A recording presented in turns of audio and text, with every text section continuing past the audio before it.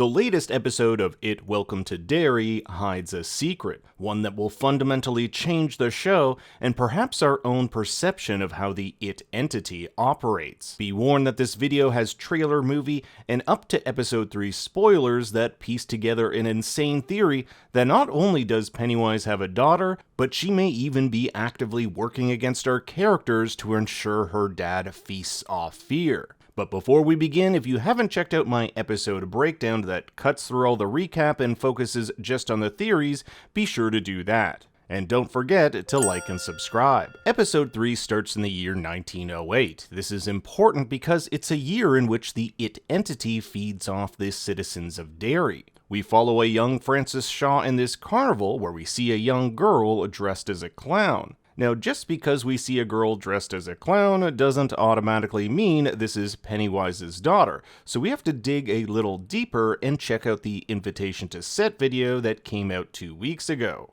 I'll leave a link to it in the description for any of you who are interested. In it, we'll see shots of this same carnival, but this time confirming Pennywise is an act. Director Andy Muschietti has said Welcome to Derry will delve into his origin, specifically the man behind the makeup. In the novel, Pennywise goes by the name Bob Gray. This was likely his regular name before the entity took on this clown persona. In It Chapter 2, we briefly see Bob Gray applying clown makeup in Beverly's vision. This sequence takes place in Mrs. Kirsch's apartment, who also happens to have a photograph of her next to Bob Gray. Mrs. Kirsch will go on to say, "My father joined the circus," implying Pennywise is her father. However, the novel is more explicit. My father, his name was Robert Gray, better known as Bob Gray, better known as Pennywise the Dancing Clown. It's important to separate the novel from the Muschietti It universe. In the films and show, Mrs. Kirsch is not Pennywise's daughter.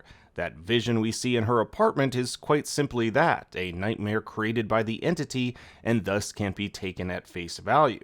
If it were true, it would mean Mrs. Kirsch is roughly 118 years old. So now it seems we're back to square one. All we have is a clown child at the same fair Pennywise performs. Although the Pennywise red balloons and wagon shaped just like Pennywise's do add a few extra clues. Let's dig a little deeper. In the credits, this clown is credited as young Periwinkle, and if you go to the actress's Instagram page, there are a few images that suggest this isn't the last we'll see of her. First, we'll see that in 2023, she was booked as a recurring principal, although it's not stated on what show, and in a post about Welcome to Derry, we get this image with the caption, "Who am I?" In the trailers, we'll see Lily in an attic combing through an old photo album that shows Bob Gray with a young girl who just so happens to be the same actress who plays young Periwinkle. If you look to the top right, you can make out what appears to be the year 1908. On the bottom right, you'll see Cumberland County, which is a county in Maine. So now we're starting to get a better picture, pun intended, that Bob Gray had a daughter, and they were most likely a part of the traveling circus that made its way through Derry. I imagine something happened during their time here that made the entity take on Pennywise as its go-to persona. Fast forward to 1962, and we get this scene at Juniper Hill between Lily and an unnamed member of the housekeeping staff. I found it odd she's unnamed considering the actress who plays her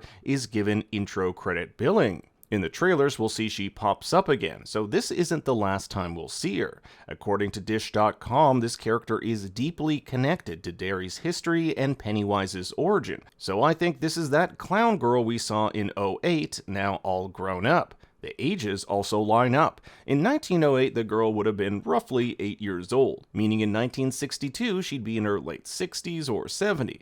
The actress who plays her is 67. The housekeeping lady mentions her father in this scene and also tells Lily, "If you tell me you've seen the impossible, then I believe you."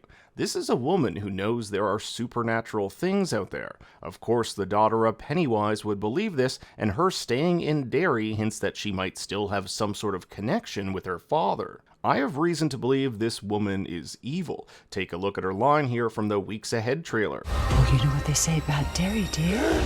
No one who dies here ever really dies. I think she has some ulterior motive, perhaps even aiding Pennywise in some sadistic scheme, thinking by doing so she might free her father. Also, check out the background here. It looks like the same attic Lily finds those old photo albums. I bet she seeks this woman out as part of her investigation into Pennywise. We also get this shot of a black-haired woman in the attic giving further proof to this theory. It's also interesting she's chosen Juniper Hill to work at. An insane asylum would be a great place for someone helping the entity. Lots of easily susceptible brains ready to be injected with fear. I also remember what an old screenwriting professor taught me: if you want to find out who the secret villain is in a story, look first at who is the most helpful. This isn't the last time we'll see Juniper Hill either. In this shot, we'll see some orderlies and a girl patient. It's kind of crazy to think Juniper Hill is housing these kids next to some of the most violent, mentally ill adult patients.